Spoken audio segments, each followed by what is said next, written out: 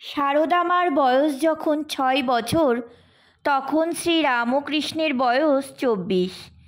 সারদা মা যখন জয়রামবাটিতে কালী ঠাকুরের পুতুল গড়ে খেলা করছেন, শ্রী রামকৃষ্ণ তখন দক্ষিণেশ্বরে মা ভবতারিণীর আরাধনায় ব্যস্ত।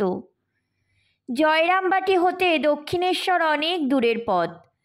দুজন দুজনের কাছ থেকে অনেক দূরে, তবু দুজনের মনোজগৎ কত কাছাকাছি। দুজনের দেহ দুটি ভিন্ন, কিন্তু তারা যেন একই আত্মা। শ্রী রামকৃষ্ণের পৈতৃক বাড়ি কামারপুকুর। বড় ভাই রামকুমার মারা গিয়েছেন। মধ্যম ভাইকে নিয়ে মা চন্দ্রমণি বাড়িতেই থাকেন।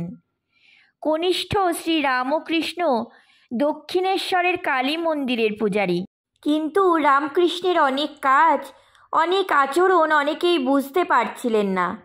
সেই সময় তার দিব্য উন্মাদ সাধক ভাব শ্রী রামকৃষ্ণকে অনেকেই পাগল মনে করত, তাই তাকে পাগল ঠাকুর বলা হতো। তার মাকে এসে গায়ের লোক অনেক কথা বলতো, ছেলেটা নাকি পাগল হয়ে যাবে। এইসব শুনে চিন্তায় পড়লেন শ্রী রামকৃষ্ণদেবের মা চন্দ্রমণি দেবী। দক্ষিণেশ্বরে পূজার কাজ করতে করতে তার মনে হঠাৎ ভাবনা এলো কামিনী কাঞ্চন ত্যাগের। তিনি এক হাতে টাকা আর এক হাতে মাটি নিয়ে পরীক্ষা করতে লাগলেন, আর বারবার বলতে লাগলেন টাকা মাটি, মাটি টাকা। কিন্তু তিনি তার টাকার কোনো মূল্য খুঁজে পেলেন না, তাই তাকে অসার জ্ঞান করে গঙ্গার জলে ছুঁড়ে ফেলে দিলেন। ঠাকুরের কাছে মাটিই হলো খাঁটি। ছেলের সম্পর্কে নানান কথা শুনে শ্রী রামকৃষ্ণের মা চন্দ্রমণি তার পুত্রকে কামারপুকুর আনিয়ে তার পাগলামি সারাবার চেষ্টা করলেন। মন্ত্রতন্ত্র, ঝাড়ফুঁক, শান্তি, শস্ত্রায়ন কিছুই বাদ গেল না, কিন্তু কিছুতেই কিছু হলো না। সবাই বলল, ছেলেকে এবার বিয়ে দাও, সব ঠিক হয়ে যাবে। কথাটা মুহূর্তে মনে লেগে গেল চন্দ্রমণি দেবীর। শুরু হলো পাত্রী খোঁজার চেষ্টা। কথাটা শুনে কোনোই আপত্তি করলেন না শ্রী রামকৃষ্ণদেব, বরং হেসেই বললেন, আমার পাত্রীর জন্য ভাবছ? দেখো গে, জয়রামবাটিতে মুখুজ্যেদের বাড়িতে বিয়ের কোণে ঠিক হয়ে আছে। যেই কথা সেই কাজ। তার মা লোক পাঠালেন জয়রামবাটিতে। বিয়ের দিন ঠিক হয়ে গেল 1266 বঙ্গাব্দের বৈশাখ মাসে। তবে বরপক্ষ কোনো যৌতুক পাবে না, বরং কন্যাপক্ষকে তা দিতে হবে। এর আগে কোনো দিন জয়রামবাটিতে আসেননি শ্রী রামকৃষ্ণ, কিন্তু পরিহাসের ছলে যে কথাটি একদিন বলে ফেলেছেন, সে কথাটি যে এত বড় সত্য হয়ে উঠবে তার জীবনে, তা সে কোনোদিন ভাবতে পারেনি। বিয়ের শিশুকোণে সারদামণিও কি ভাবতে পেরেছিলেন? শৈশবে খেলার ছলে কথায় কথায় আঙুল বাড়িয়ে যাকে বিয়ে করবেন বলেছিলেন, সত্যি তার সঙ্গেই তার একদিন বিয়ে হবে। বিয়ের একটি অনুষ্ঠানে মেয়েরা যখন 27 কাঠি ঘুরিয়ে বর কনেকে দেখাচ্ছিল, সেই সময় আগুন লেগে শ্রী রামকৃষ্ণের বিয়ের হাতে সুতোটি পুড়ে যায়।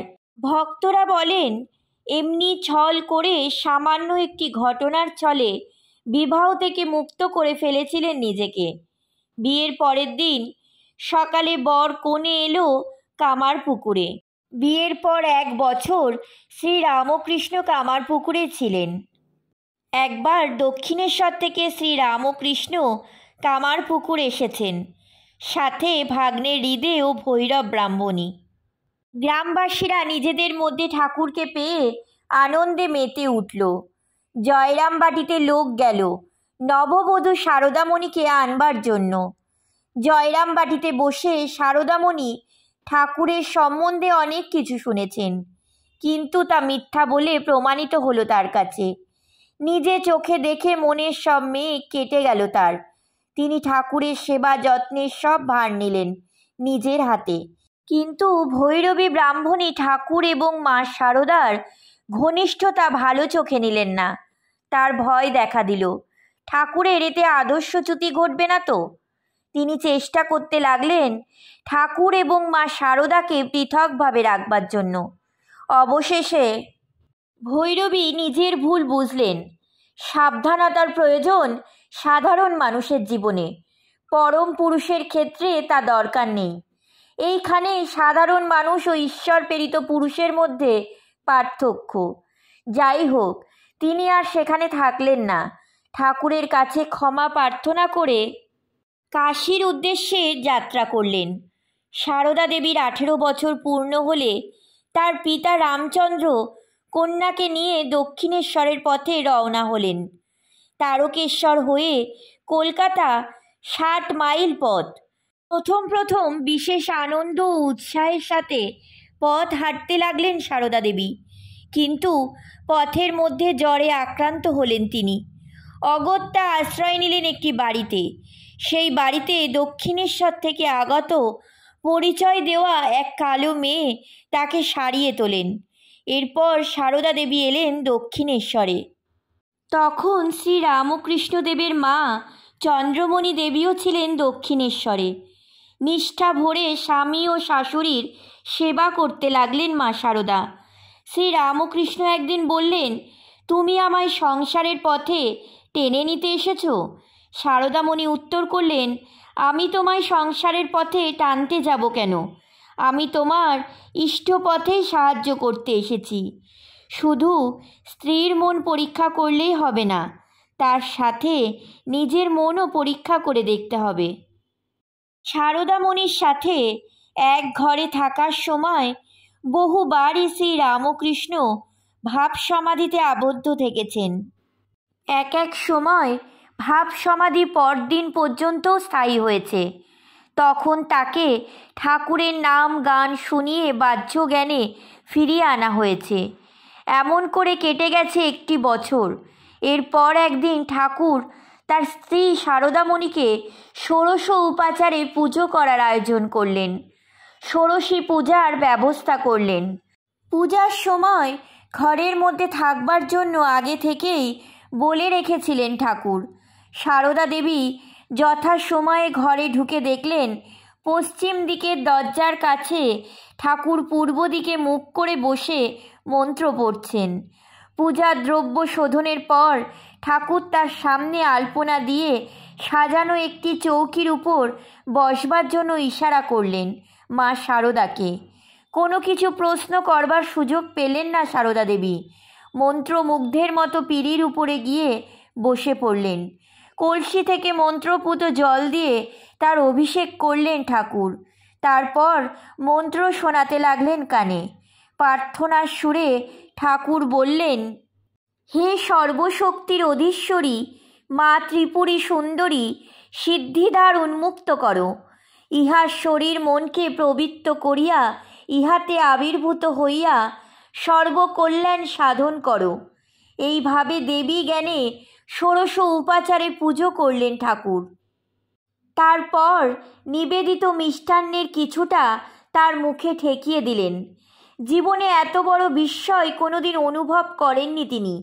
ধূপ ধুনার গন্ধে আর এই পরিবেশে কেমন যেন একটা ঐশ্বরিক আবেশ ছড়ানো ছিল। দেখতে দেখতে মনটা যেন অনেক উঁচুতে উঠে গেল।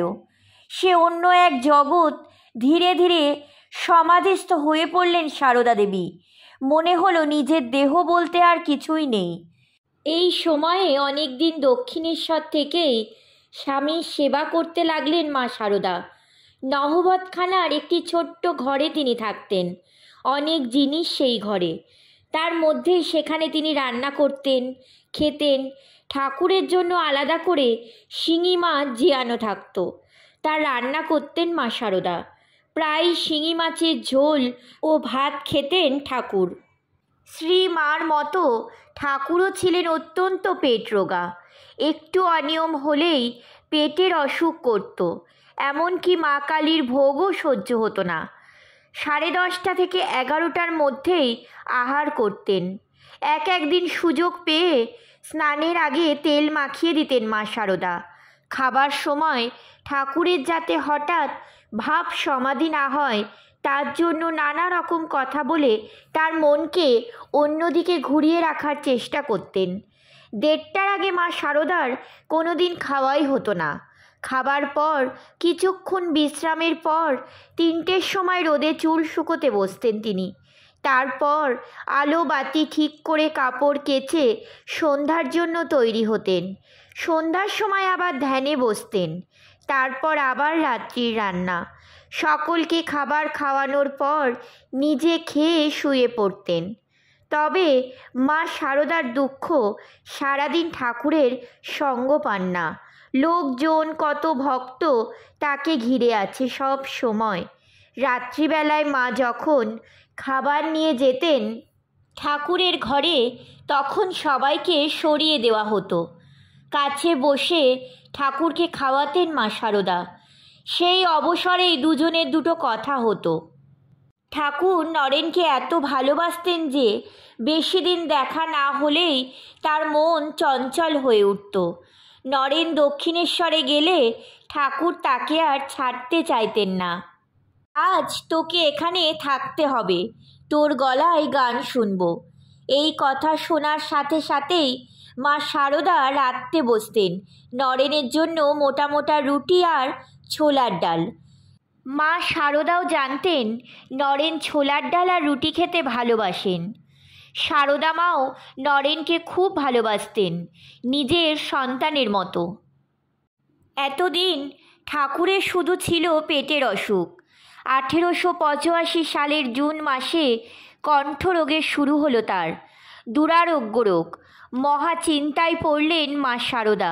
কণ্ঠরোগ হবার 4 বছর আগে ঠাকুর একবার মাকে বলেছিলেন, যখন যার তার হাতে খাবো, কলকাতায় থাকবো, খাবারের কিছুটা অগ্রভাগ কাউকে দিয়ে খাবো, তখন জানবে দেহ রক্ষা করবার আর বেশি দেরি নেই। কাশীপুরের বাগান বাড়িতে অনেক দিন থাকার পর যখন ঠাকুরের রোগ কমার পরিবর্তে দিন দিন বেড়ে যেতে লাগলো, তখন সত্যিই খুব চিন্তিত হয়ে পড়লেন মা শারদা। একদিন ঠিক করলেন তারকেশ্বরে মহাদেবের কাছে গিয়ে হত্যে দেবেন। তারকেশ্বরে গিয়ে 2 দিন কঠোর উপবাসে থেকে হত্যে দিলেন ঠাকুরের কাছে, কিন্তু দেবতার কৃপা মিলল না। 3য় দিন গভীর রাত্রে এইভাবে পড়ে থাকার পর একটা শব্দ শুনতে পেলেন। ঠিক মনে হলো কেউ যেন অনেকগুলো সাজানো হাঁড়ি একটা একটা করে ভেঙে দিচ্ছেন। সেই শব্দেই যেন চৈতন্যের উদয় হলো মা শারদার। তিনি ভাবলেন মিথ্যে মায়ায় এই কাজ তিনি করছেন। এই জগতে কে কার স্বামী, কে কার জন্য প্রাণহত্যে করতে এসেছেন। তিনি অবশেষে উপবাস ভঙ্গ করলেন। ব্যর্থ মন নিয়ে ফিরলেন কাশীপুর উদ্যানবাটিতে। ঠাকুর রহস্য করে বললেন, কি গো, কিছু হলো? কিছুই হলো না। শ্রীমা স্পষ্ট বুঝতে পারলেন কোনো দেবতারই কিছু করার নেই। ঠাকুর নিজেই নরনীলা সংবরণ করার জন্য বদ্ধপরিকর হয়ে উঠেছেন। কথায় কথায় ঠাকুর একদিন ভক্তদের জানিয়ে দিলেন তার নিত্য ধামে যাবার আর দেরি নেই। শ্রীমাকে ডেকে পাঠালেন। মা এলে বললেন, দেখো গো, কেন জানি না আমার মনে সর্বদা ব্রহ্মজ্ঞানের উদয় হচ্ছে। এ কথার অর্থ মা বুঝতে পেরে মুখ ফিরিয়ে নীরবে কাঁদতে লাগলেন। ঠাকুরের মন ব্রহ্মে লীন হতে চলেছে, সে মনকে ফিরিয়ে আনা আর সম্ভব নয়। 1886 সালের 31শে শ্রাবণ আকাশে মেঘ ছিল কি না কেউ লক্ষ্য করেনি, কিন্তু এক গভীর বিষাদের ছায়া কাশীপুরের সেই বাগান বাড়িটিকে আচ্ছন্ন করে রেখেছিল সকাল থেকেই। মা শারদা ও লক্ষ্মী দিদিকে ডেকে বললেন, দেখো আমি কোথায় যাচ্ছি, জলের ভেতর দিয়ে অনেক দূরে। শ্রীমা কাঁদতে লাগলেন। ঠাকুর বললেন, তোমাদের ভাবনা কি, যেমন ছিলে তেমনই থাকবে, আর এরা আমার যেমন করেছে তোমারও করবে। লক্ষ্মীকে কাছে কাছে রেখো। দেখতে দেখতে রাত্রি গভীর হয়ে এলো যোগ সমাধি। ঠাকুরের চারিদিকে ভক্তরা সব বসে, কারোর চোখে এক ফোঁটা তন্দ্রা নেই। তবু একবার ডাক্তার ডাকা হলো। ডাক্তার এসে জবাব দিলেন। পরের দিন সকালে কাশীপুরের শ্মশানে ঠাকুরের দেহ ভস্মীভূত হলো। চিতা নিভে গেল। তার কিছু পবিত্র ভস্ম অস্থি একটি পাত্রে করে এনে ঠাকুরের শয্যার পাশে রাখা হলো। সন্ধ্যাবেলা সমস্ত গয়নাগুলি একে একে খুলে ফেলতে লাগলেন মা শারদা। কাপড়ের চওড়া পাড়গুলি আগে থেকেই ছিঁড়ে সরু করে রেখেছিলেন তিনি। গয়না খুলতে খুলতে যখন বালা দুটি খুলতে যাবেন, তখন মনে হলো ঠাকুর এসে হাত দুটি চেপে ধরে বলছেন, আমি কি মরেছি যে এও স্ত্রীর চিহ্ন হাত থেকে খুলে ফেলছ? সেদিন মা শারদা বুঝতে পারলেন তিনি হচ্ছেন চিরসধবা। ঠাকুরের মরদেহ ভস্মীভূত হলেও তার আত্মার মৃত্যু নেই। তার নরলীলা শেষ হলেও নিত্যলীলার শেষ নেই। এইভাবেই শ্রী রামকৃষ্ণদেবের শেষ সময় পর্যন্ত তার সঙ্গ দিয়েছেন তার অর্ধাঙ্গিনী মা শারদা, এবং তার মৃত্যুর পরেও তার আদেশ শিরোধার্য রেখেছেন। সধবাই থেকেছেন মনে প্রাণে।